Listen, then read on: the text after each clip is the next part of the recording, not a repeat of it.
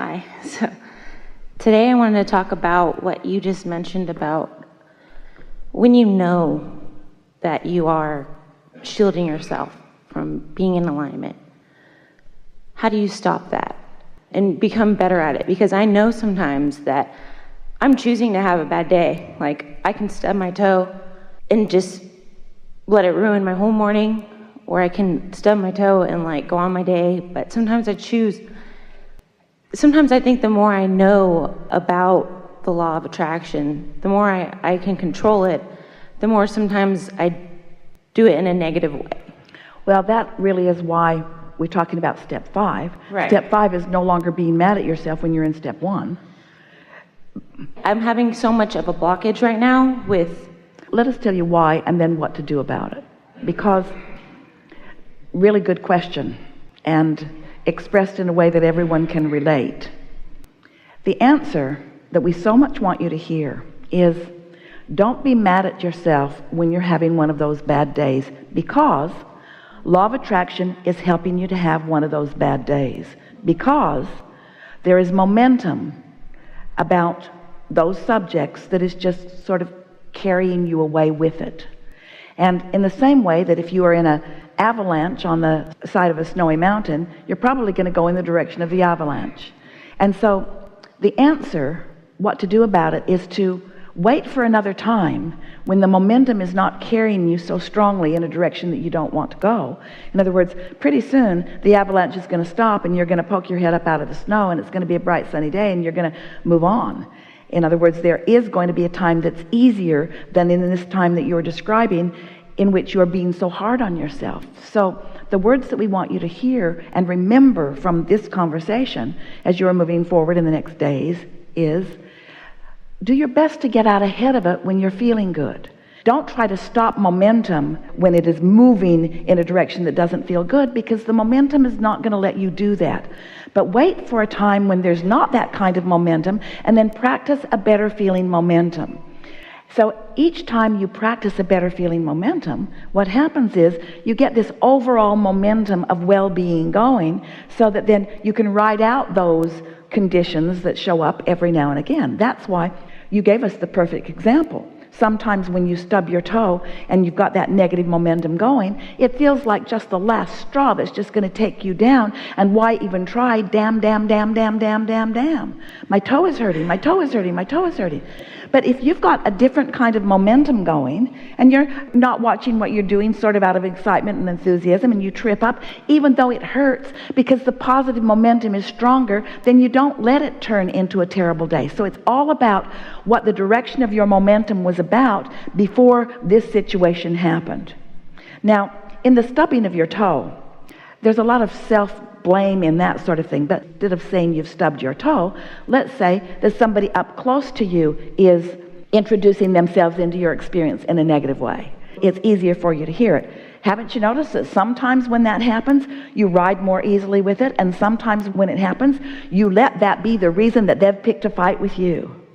And so it's all about what's the momentum before it happened. When you go to sleep at night, momentum subsides. You have a much better opportunity when you first wake up in the morning to get your momentum going in the aligned way, in the receptive mode way. And it helps to have had some bad days, enough of them that it makes you decide, I'm going to do this. I'm going to take the respite that my slumber has given me. I'm going to accept that momentum has subsided dramatically. And when you wake up in the morning, think on purpose. Think purposefully about things that do feel better. Don't go back to the subject that was bothering you yesterday, or you just begin the negative momentum all over again. So it's sort of like this. Different subjects have different momentum. They're not all active in you at the same time. Anything that you're not thinking about right now is inactive. Now, we have not said this before, so enjoy this new understanding of this. And we are appreciating your question that brings us to this place. Anything that you are not thinking about is not active right now. And so your point of attraction doesn't include it, and you're not increasing the momentum of it right now. But everything that you've ever felt about anything still is right there where you left it. And so when you start thinking it again, you're going to pick up the momentum of it right where you last left it. Ooh, isn't that interesting to know? So stay off those hot button subjects, or do your best when you're feeling good to find another way, if you can, of thinking about it. So we have two things that we're encouraging you to do. One, wake up and try to change the subject. And two, realize that whatever it is that you're thinking about is gathering momentum, so be mindful of what you're adding momentum to. Just be mindful of what you're adding momentum to. You might even say, I don't want to talk about that. I don't want to talk about that. It's kind of a little tricky because every subject is two subjects. And so on one end of the stick is what you want, and on the other end of the stick is the absence of what you want. And sometimes you might think that you're thinking about what you want when actually you're activating it where you last left it, and so it's in a vibration where you don't want it. So we like to give this analogy. You may have heard us give this before, but it's going to settle in with you right now. Let's say there are 5 important subjects in your life that you think about from time to time. 5 really important subjects. And let's say that 4 of them are going really well. Really positive momentum on those. And 1 of them not going well. Really negative momentum on those. If you chew on the one that doesn't feel good, you hold yourself in the receptive mode of what you don't want relative to everything, because you're setting your vibrational frequency based upon what you're thinking about. So you could have 4 things going bad and 1 thing going good, and you could discipline yourself to focus on the one thing that's feeling good, and it would raise the vibration within you so that you could no longer rendezvous with the things that are not working for you on the other 4 subjects, and they would all have to improve. Isn't that nice to know? So are you following us when we talk about your point of attraction? You know how you establish what your point of attraction is? By what you broadcast. What you're broadcasting, what you're thinking about, what you're speaking, what you're talking about, that's what sets your point of attraction. So let's say that something has happened, and overall you mostly feel good about most things, but you're focused upon this thing that doesn't feel good. You're letting it control your point of attraction. So even though the universe has already found solutions to get you to where you want to go, you can't get in the receptive mode and even get a good idea about those solutions, because you're focused on the one thing that is bothering you. So now we've given you a basis and we've watched you take it in. So now where are you? What do you want to introduce into the conversation now? That I previously felt that I was attracting more, and maybe kind of, you said some people like the drama of it and they don't want to go a softer way sometimes. Before you say more about that, we want to soothe it within you before you compound it more in yourself. What that is about is when energy moves, it feels like power, whether it's moving towards something you want or towards something you don't want. And most humans like the feeling of productivity. So you like the idea of things in motion. That's why when we say freedom and growth and joy, you usually say, yes, growth, growth, growth. And we say freedom and growth and joy. And you say, yes, growth, growth, growth. Because it feels like you're making something happen. You're going to wrestle it to the ground and kill it.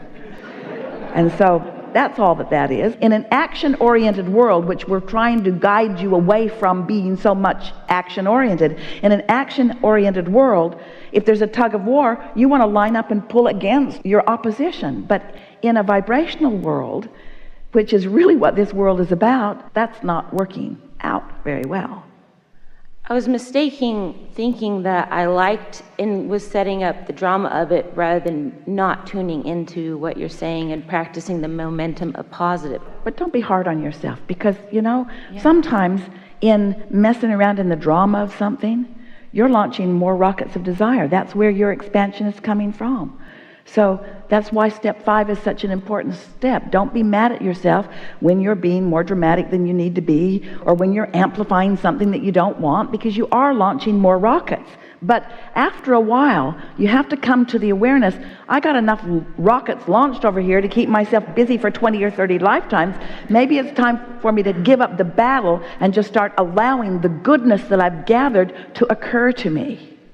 And we want to put something else in this conversation, because this is an important thing to understand. So you have the sense of this vortex, and we have helped you to feel the logic of it gathering and progressing and becoming more.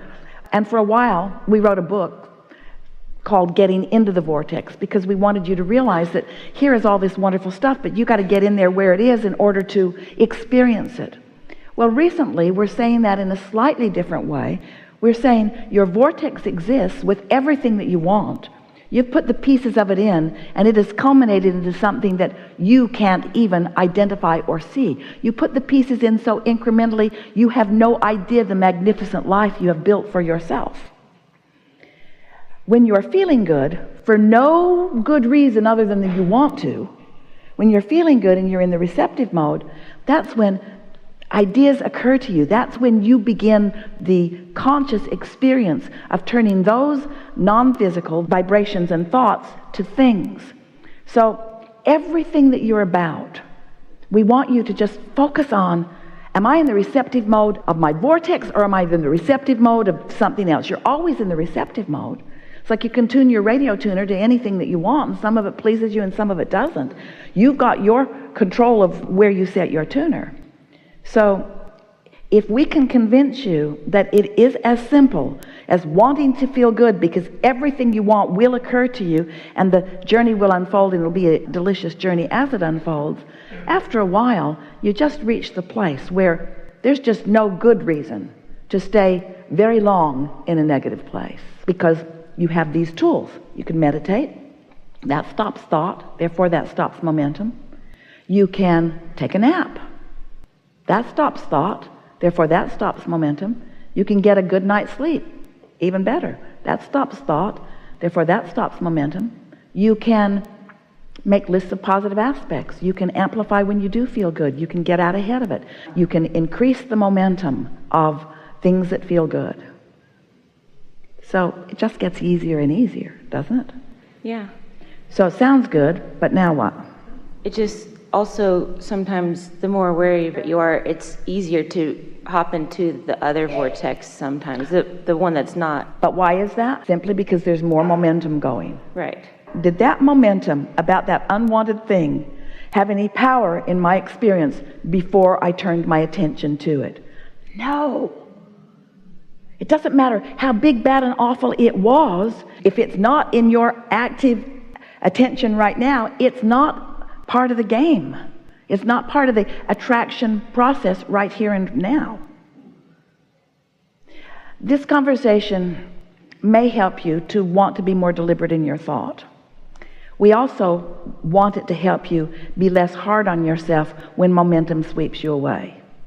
We also want it to make you feel more eager to get the other momentum going, so that it is the dominant momentum within you.